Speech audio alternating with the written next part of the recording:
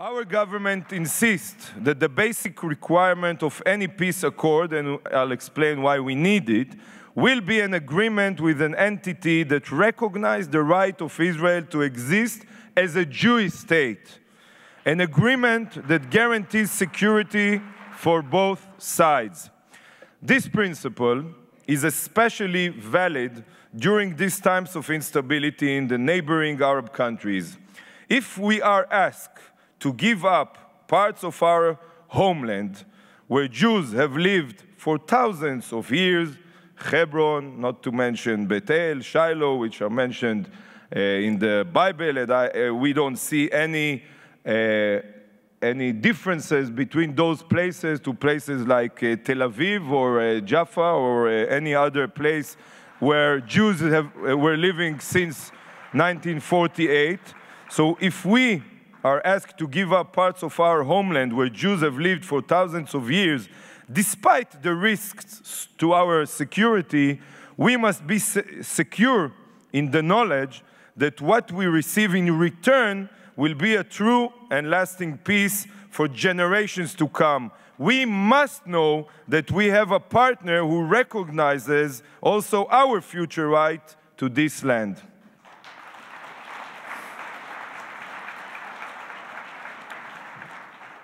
Unfortunately, previous governments deluded themselves that the conflict is only territorial.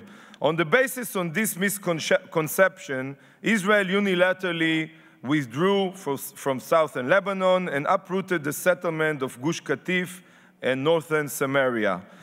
The leadership at that time mistakenly believed that this withdrawal would lead to stable security, not to mention the love of the international community, but we should ask ourselves, how come that after the disengagement, when we got all the missiles from the Hamas and not the Likud government, former Prime Minister Olmert government initiated cast-lead operation, how come that with all that love from the international community, the United Nations initiated the Goldstone report?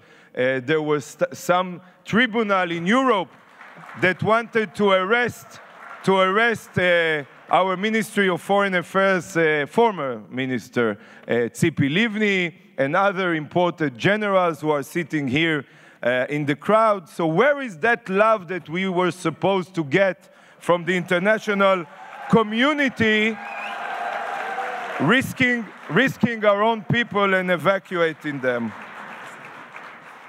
But as a reward, as I mentioned, we got tens of thousands of missiles fired at Israeli cities in the south and north. And these attacks sent hundreds of thousands of innocent women, children, and the elderly into bomb shelters. We must recognize that the conflict with the Palestinians will not be resolved only by a pencil line drawn on a map. And the truth must be told. The heart of the conflict is not about the establishment of a Palestinian state or not, but rather about the Palestinian refusal to recognize the right of Israel to exist as the national homeland of the Jewish people. Yes, we do want to have peace. But we want to have peace which is not just a piece of paper.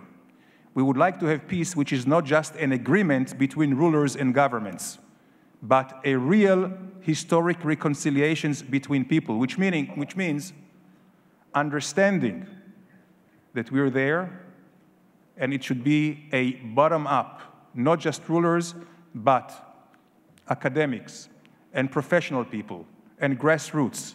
And for that, we need to see a Palestinian authority which teaches for peace, which teaches for recognition, which teaches for a real coexistence. So far, we see quite the opposite.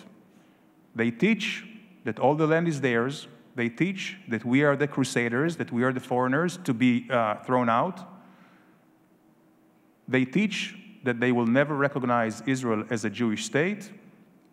And they do everything in their power to delegitimize Israel and to strip Israel from its right to defend itself. This is exactly what they're doing. And we see our enemies. They have not been able to cope with us militarily.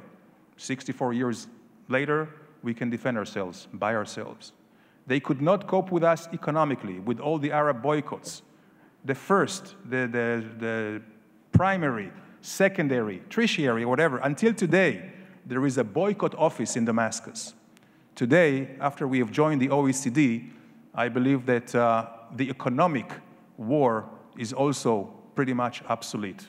They tried terrorism, and they couldn't. And I believe that the fence that we have built on our eastern fronts was very much helpful in keeping away suicide bombers and terrorists. Yes, the same fence that the Palestinian Authority and Mr. Abu Mazen tried to take us to The Hague, calling it all kinds of names. This is what is saving lives, and ultimately, it may allow a true negotiation and an atmosphere of peace. Today, we're doing the same on our southern border as we look into a very uncertain future in the Middle East. So they couldn't take us on, not militarily, not economically, not through terror, and they try now a different tactic, which is a political and legal warfare. And this is where the trenches are today. And these trenches, Israeli diplomats, ambassadors, consuls, are fighting every day for the truth, for the rights of Israel, not only to exist, but to defend itself. And this is what we're doing in spite of vicious attacks, terror attacks against our diplomats. Diplomats who are by nature, who are by their very, very purpose to bridge differences and to promote peace, are being attacked by Iranian terrorism, also with the aid of Palestinian terror organizations. But we will not be deterred. Not in Delhi, and not in Bangkok, and not in Baku, and not in Toulouse, anywhere else. We will continue to represent Israel and speak the word. Yes, we will do it, and we'll do it with great pride and skill as we know how to do it.